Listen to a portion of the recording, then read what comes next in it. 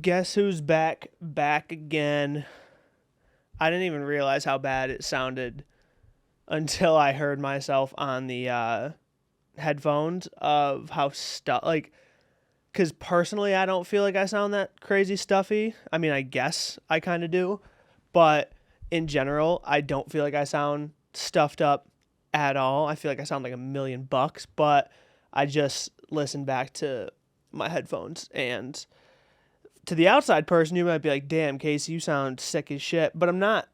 I'm not.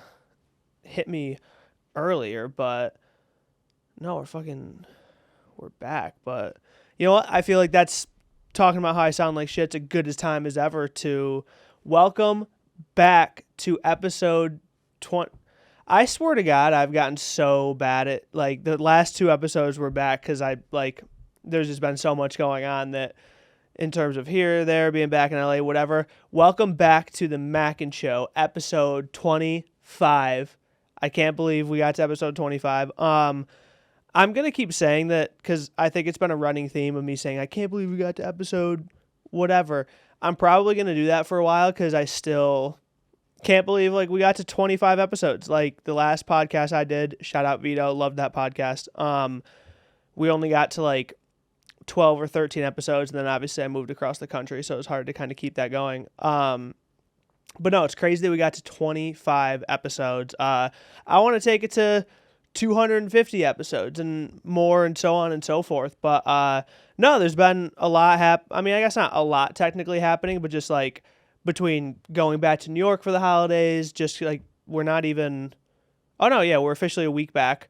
Just getting back to LA, kind of getting like we were gone for 15 days, I think, and I know that might not be a long time for people, but like to adjust being home and then coming back and everything, it's just like getting into the swing of things again. But no, we're back in the studio. I loved episode 24 being able to do it in my basement, but I love this podcast studio. It's just got the nice bells and whistles. I'm very comfortable with everything. I know how to use all my equipment. But no, we're back working. Been back in LA for about a week now. But being back home was great. Obviously, I love being back home.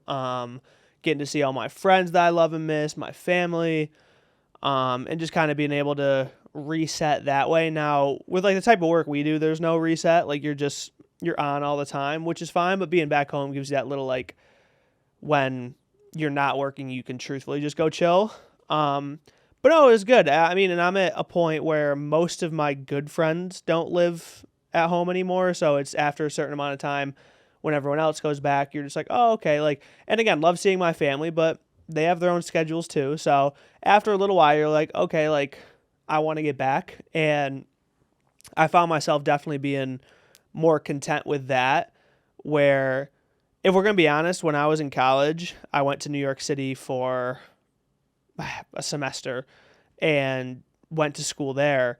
And I was still I think I was 19. I was still so young that just like the whole leaving home aspect, this and that, I just didn't deal with it well. And I came home. I folded immediately, came home immediately, was a little pussy about that. But, so going back and forth from LA to New York, I always wonder like, oh, like, is there going to be a part of me that doesn't want, and again, I love Binghamton, New York more than anything in the world. But I definitely get more content being like, oh, like I'm hyped to come back to LA. I'm hyped to get back to the grind and get back to doing what we were doing, being with the people we're with. So no, I'm excited to be back. Got fun stuff coming up, from obviously everything with Be Happy Snacks to just the content world in general, which will be fun. Hopefully there'll be a lot. I won't speak on a ton of stuff coming up, but just like in general, I think it'll be really cool. And now that we're back here, I can actually hopefully plan on getting some really cool guests this year. Cause I know last episode I was talking about how 100% like I'm going to go hard at the podcast this year. I want to get cool ass guests. I'm confident we can get cool ass guests. So yeah, I want to keep that confidence. I think it can definitely happen. And yeah, like I'm a boatload of optimism here at the Mackin Show HQ. There might be another podcast coming here soon that I'm going to be producing, so that one will be really cool. And no, I'm excited. Like, since we've been back, we chilling with Caitlin and Brett, kind of just getting our life back together. The other night we were watching Michigan win the national championship. So shout out to any Michigan fans watching there. I know Dave Portnoy is very hype about that. And obviously, like, seeing his shit, like, that dude is having, and I always wonder, is it going to keep, or is it just, and I don't mean some crazy shit downhill, but, like, the fucking Celtics are going to suck, and the Red Sox are going to suck, and fucking, who knows, like, Davey stock traded, whatever, who knows, but he's been just on a rocket ship up from, won $1 million bet on the Michigan Rose Bowl game. Michigan wins the national championship. That one woman that he was coming for that was the president or dean of some college, I think Claudia Gay at Harvard, she stepped down. And just the honestly, the Barstool world in the past, I know I've mentioned Barstool a lot. Obviously, I fuck with them, so give me a break. Has been killing it to start 2024. Everything from, like, Jersey Jerry to Frank the Tank. And because let me just dive right into it. That Jersey Jerry had probably, in at least all my time of watching Barstool, one of the most where were you at Barstool moments that there has been in a long time. And what I mean by that is Jersey Jerry has a streaming platform called Jerry After Dark where he just does dumb shit after dark. Super funny, and it's him.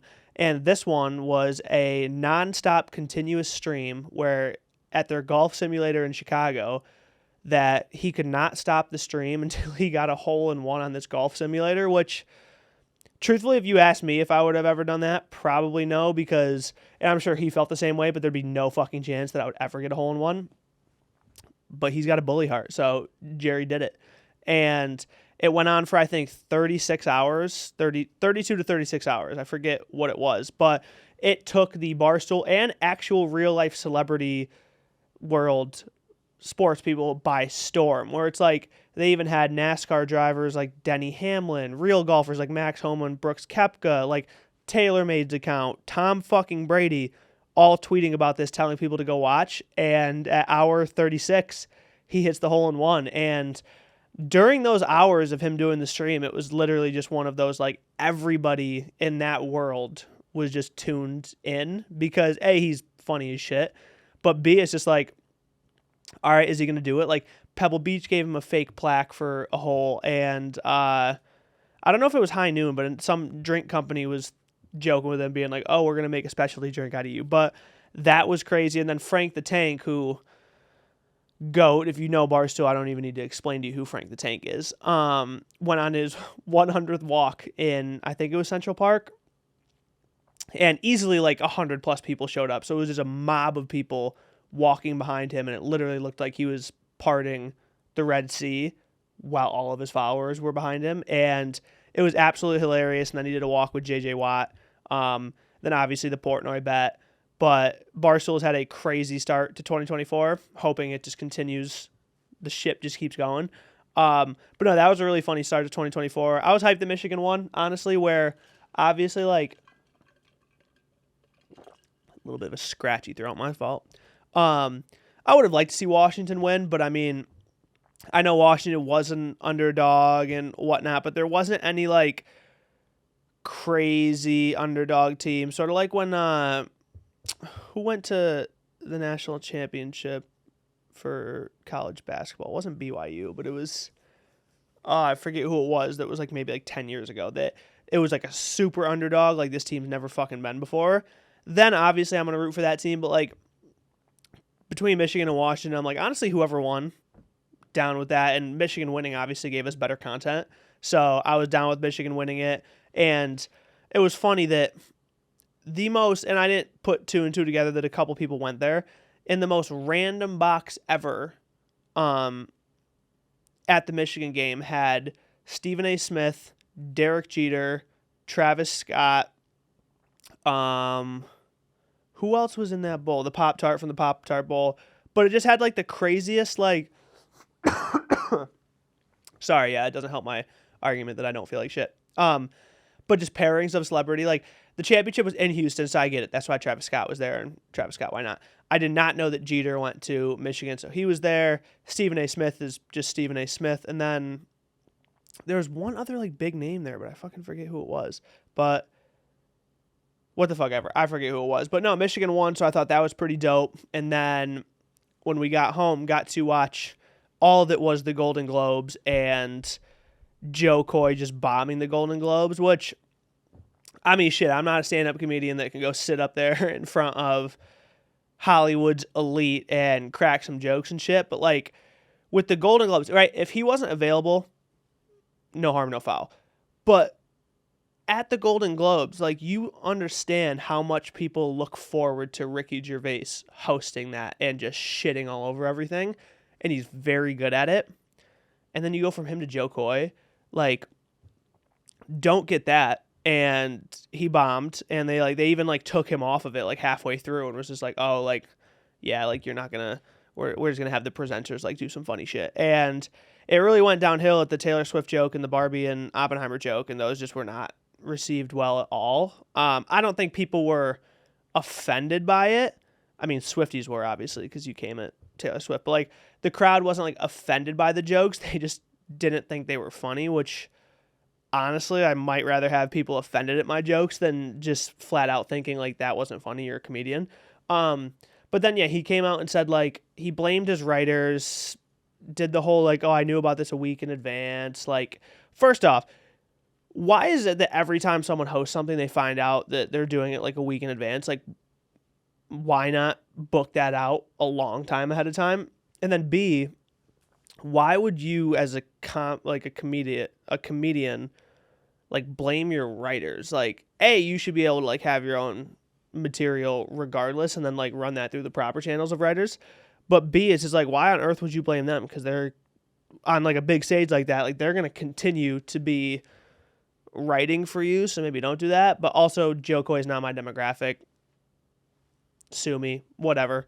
But no, I was hyped to see certain people who won from, obviously Oppenheimer won, Barbie should have won more, but like they won regardless. Obviously Jeremy Allen White and his co-stars won with The Bear. Succession cast won, like your typical big dogs that you figured would win. And obviously we got to see a pop out from Timothée Chalamet and Kylie Jenner, which you guys know I'm a Kardashian sympathizer. You know this. You know I fuck with that family heavily. So this isn't said with any aggression or rudeness or whatever. But the way Timothée Chalamet and Kylie Jenner kiss each other is almost just like I'm trying to kiss a piece of paper and not get it wet. Like, it's literally like like it's almost just like, all right, like after this kiss, are they just like whispering to each other like, did they buy this? Like, did they buy this? Do you think they bought it? Because like, and I'm not saying their love's not real. Who knows? But I'm just saying every time they kiss each other and like their interactions, it just doesn't look real to me. Like from the Beyonce concert to the US Open that they were at to now the Golden Globes, like none of that shit looks real. Maybe they're just very both low-key people with it. Beats me. But I just thought that was really funny to see them there and all the, what's it called? Memes that went along with that one. And a movie right now that's not getting its love is Mean Girls. And I kind of, right, I fuck with Renee Rapp, so no hate to her. But I kind of agree with it because I've heard a couple people have a point of view of just like, oh, like, you know, if people should know that like Mean Girl, like it's based off like the Mean Girls on Broadway or something like that, that yeah, it was going to be a musical and like there was going to be singing and this and that. But when you have a movie as iconic and good as the original Mean Girls and you go to like, you know, remake that movie 15 years later, why on earth would you make it a musical? Like, whoever was directing it should have either a long time ahead of time when the idea was even made, when they first even started like putting it out into the media, being like, hey, this is going to be a musical. Because then obviously people would like, okay, I'm just not going to go see that if it's a musical.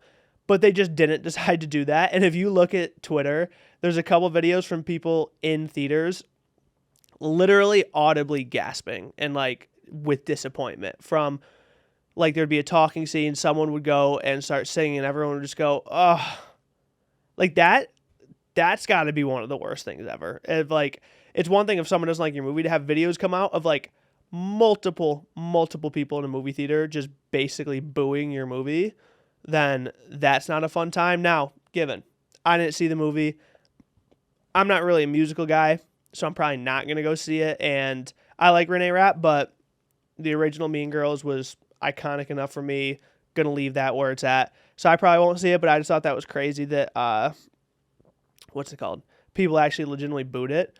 A movie that I thought I was going to boo that I actually really ended up liking a lot was Saltburn. And it's because, right, if you're watching this and you know what Saltburn is, then you know the movie's crazy in terms of just like uncomfortable in scenes, like just a weird movie, but really good. And every single time, and when I mean every time, I mean every single time someone talked to me about Saltburn, it was always about the bathtub scene. The movie's been out for a little bit, so I'm going to talk about it. The bathtub scene essentially is just Jacob Elordi whacking off in the bathtub and Barry Keoghan, I think that's his last name, going in the bathtub and just like drinking up the rest of the water. Extremely uncomfortable, like, scene. Like, I get it. That's the only scene anybody ever talked about in the movie. When I've asked multiple people beforehand, like, what's the movie about? Oh, this crazy scene, this bathtub, whatever. So as far as I was concerned, Saltburn was a cum movie.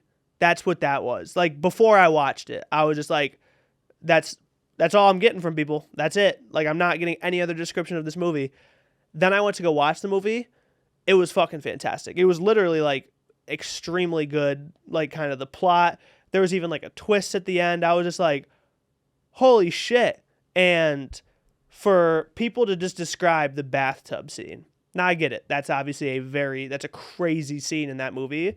But for that to be the only thing people describe the movie as, obviously, sorry about that. Oh, I need some water. That was hectic. Wow, that was a super pause. Obviously, people are going to think that that's a cum movie. Like, I'm sorry. Like, oh, it sounded like someone was in the office. I know there was a lot of pauses right there. But yeah, like, I don't think I'm wrong for thinking that's what the movie about was, like, seeing that, like, that's the only description of the movie that I got. But no, aside from that, after actually going to watch Saltburn, it was fantastic. And it also, this podcast should know, and other people around me know, I'm a very, if I see a man that's handsome as shit, I'm going to point that out. I mean, that dude's fucking handsome right there.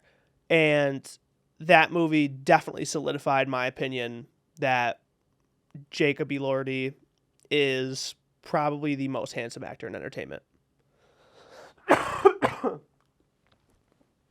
And I have no doubt about that. And wow, that cough was crazy.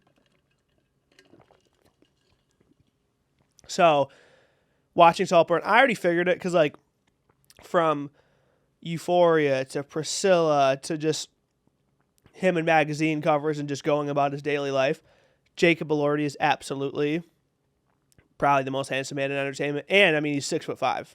Dude is huge. He's got the height that women are looking for. And so, yeah, that's what I thought. And there was a fun, like, in Saltburn, he's always sitting in, like, these funny poses where he's, like, on the ground like this. And there was just a tweet where people were just like, you're way too big to be doing that. You should not be sitting like that at all. And I find it funny because, like, big people, like, lengthy people, really do be sitting funny. Like, you find the biggest person you know, and I mean, like, really tall, guarantee you they sit like a child. And no idea why. Like, you should not be sitting like that, bro. Like, you're way too big for all that. But, no, Saltburn was fantastic. I'm trying to think what other, like, entertainment industry shit that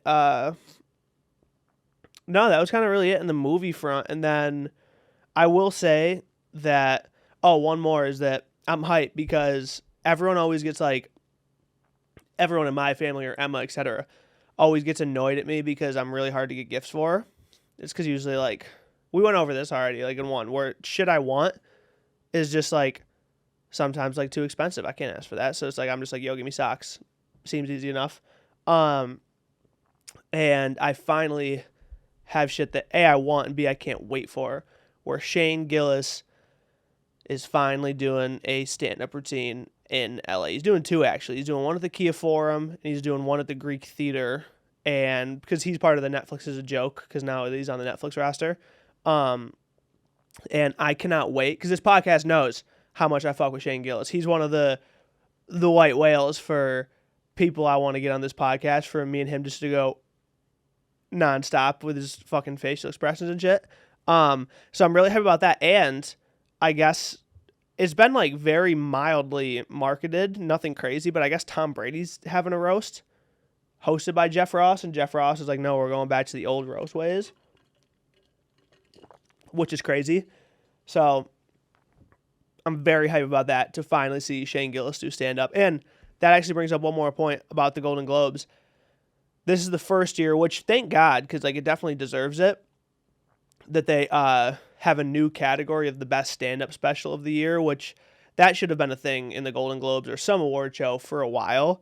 Just wasn't. But they finally did it this year, and again, it was kind of whack, where the nominees were Ricky Gervais, Trevor Noah, another guy who I don't know, Amy Schumer, Whitney Cummings, and I swear there was one other person.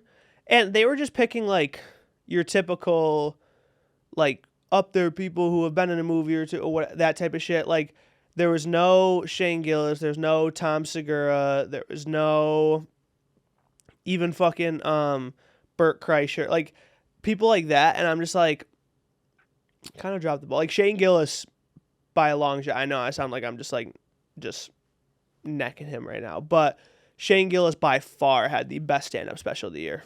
No nomination, but I heard him talking on his podcast. I guess it's because with some sort of licensing something, rather, because they're not with studios, Netflix specials can't be in the Golden Globes. Oh, I guess that's that. But no, I'm hyped to go see that. Another thing I really want to do this year is go see a USC game, because one of my friends, Christian and Katie, just went to a USC game the other night. And not only did they get to see Bronny, they got to see the king himself, Mr.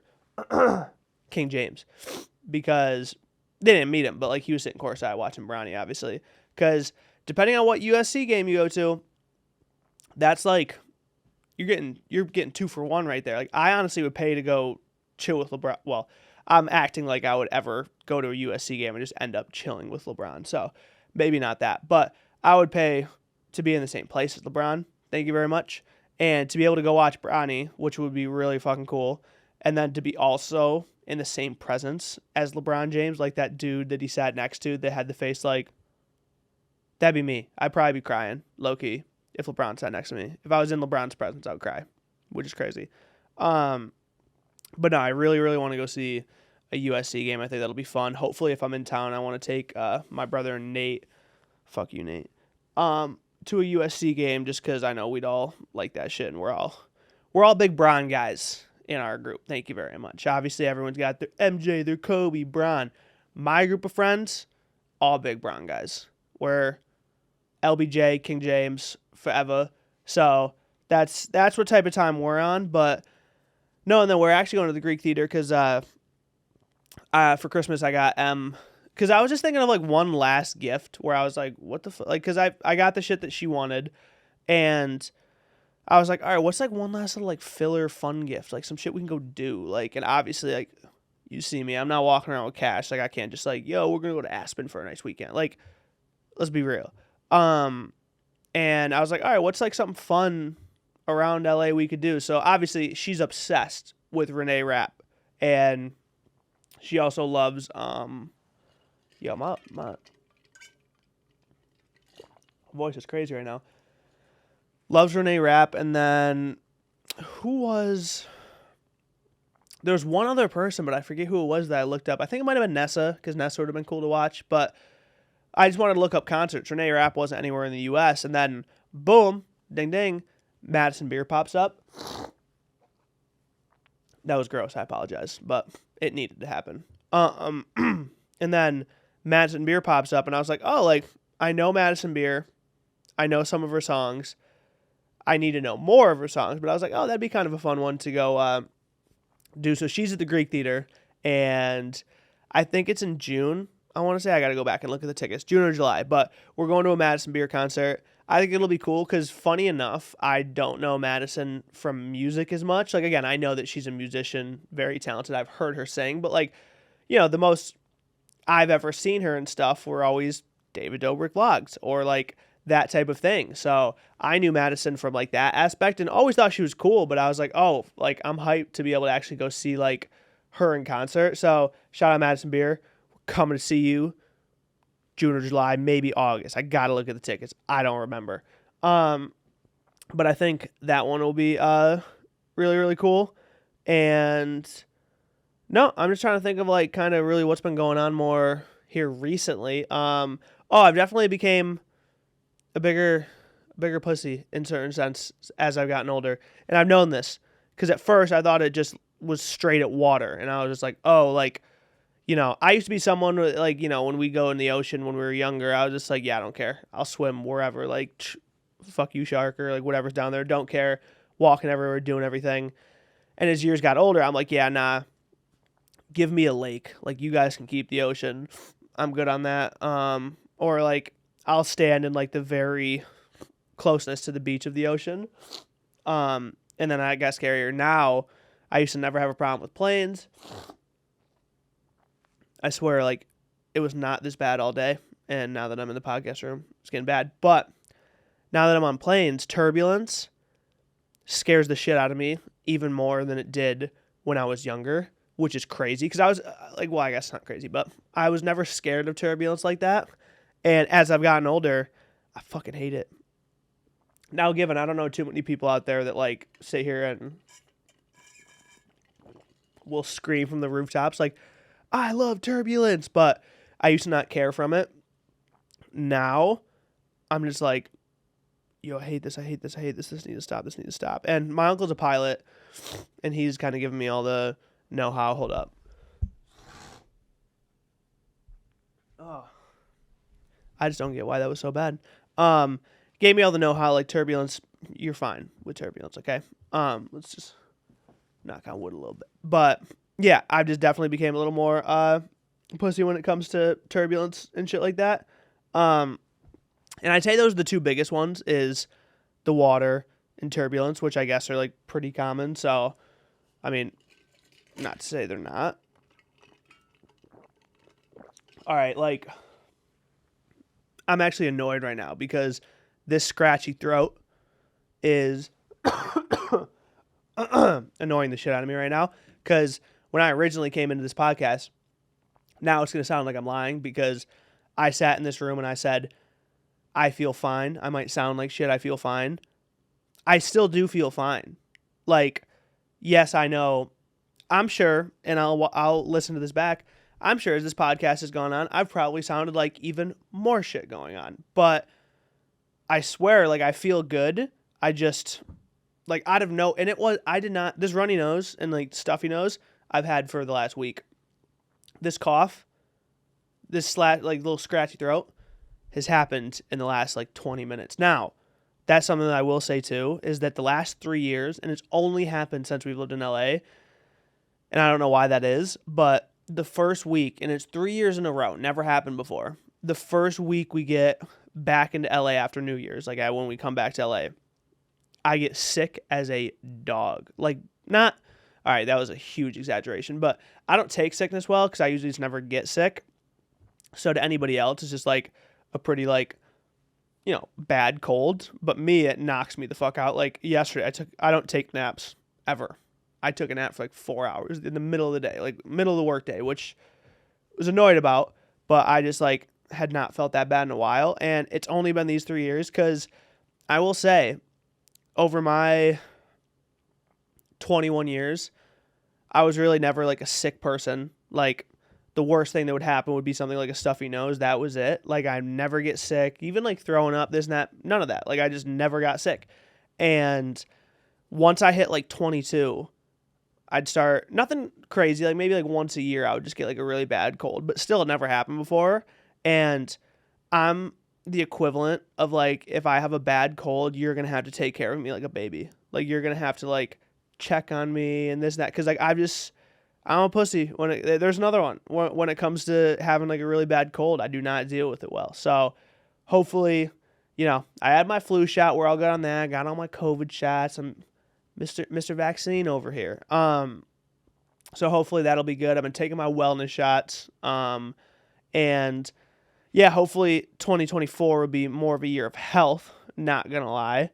And I'm trying to think. Got another Vanderpump season coming out that I'm looking forward to, because Vanderpump Rules probably is in the top 3 reality shows of all time for me. Not including game shows, but also that's just for the sake of argument. I never watched Survivor. I never watched, like, The Challenge, shit like that, so I don't even really care. I'm talking about straight entertainment. Vanderpump, Kardashians, Jersey Shore. Those are the top Dance Moms. Those are the top 3, 4 reality shows of all time of pure entertainment. You got one of them where a grown woman is just nonstop berating kids for years and bullying children for years. Pretty hilarious. Sorry to everybody there, but, like, from an entertainment standpoint, crazy. Jersey Shore. Let's take these morons at the time. Love the cast now, but let's take these morons at the time and throw them all in a house together on the Jersey Shore. Just see what happens. Hilarious content. Vanderpump Rules. Let's take the Jersey Shore cast and make them worse people and put them all working in the same bar in Los Angeles and see what type of shit that they get into. Awesome. Kardashians. Like, that speaks for itself. And Vanderpump's coming out with a new season. I think they're on, like, season 13 now, which is crazy for, like, a Bravo show, like, shy of Real Housewives of Beverly Hills or New Jersey, to have, like, go past 8 seasons. But I'm hyped for it because, like, again, last season, Scandival took the world by storm. It's still going on now because Ariana Madix is suing Tom Sandoval to sell their house. And at the same time, just met a girl. I forgot the name of it. I apologize. Ariana Madix and Katie Maloney's sandwich shop just opened up, and I actually really want to go try that. So Ariana's winning right now. And low-key, Tom made it pretty far in Special Forces, so I thought that was pretty cool. That's another really good show, Special Forces. Maybe this should just be called the ADHD podcast, because I really be going here, there, and everywhere. But fuck it. So yeah, Ariana's winning right now, and she's suing Tom. So I'm hyped for Vanderpump this new season. I think it's gonna be awesome. Shout out, fucking Sheena, James Kennedy, Lala. Like, Vanderpump is by far one of the best reality shows of all time. So very hyped for that in this new season. And no, I'm hyped for, all the new things to come with, what's it called? This podcast, and just kind of what 2024 is going to bring. Like I said, I know I say it a lot where I'm like, we're going to get cool guests on. We will. Just bear with me. I promise. It's going to be, we're going to have more conversational shit. I promise you, you got to do certain episodes before you can get any cool shit. And we're only on episode 25. Don't plan on stopping this anytime soon. And, going to keep trying to meet new people, have people on here. And I'm not someone who's like, I need the biggest. Fuck no. I just want people here to have fun-ass conversations with. So, no, I'm hype about that. Gonna get healthy in 2024. And, no, I got a good feeling about 2024 with episode 25. And, yeah, I can't wait to see what this shit brings. But, as always, thanks to whoever's going to watch this podcast, I got to figure out how to put it on Apple and Spotify. Maybe we can get 2 or 3 listeners there, but at least get it on. But yeah, thanks to everyone who's watching. I can't wait to see what this year brings. And until next episode, peace.